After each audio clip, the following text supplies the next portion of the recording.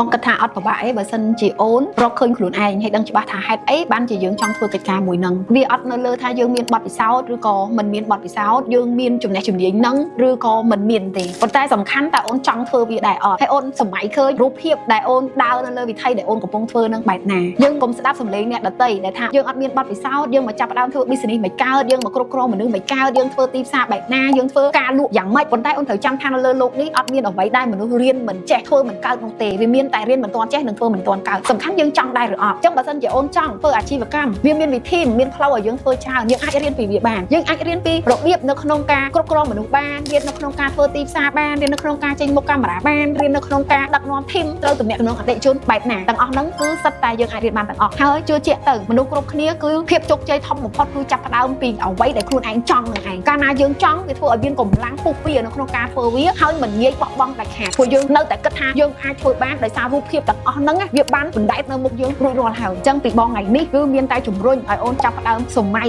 នៅលើអ្វីដែលអូនចង់ធ្វើអញ្ចឹងគេហៅថាការគិតបែបណាអ្វីដែលមកចូលក្នុងជីវិតយើងបែបហ្នឹងអញ្ចឹងការខិតខំរួមជាមួយនឹងជំនឿនឹងធ្វើឲ្យមនុស្សសម្រេចគោលដៅបានអញ្ចឹងបងជឿជាក់ថាអូនឯងអាចនឹងធ្វើបានដោយសារតែយើងមានចំណងពិតប្រាកដចា៎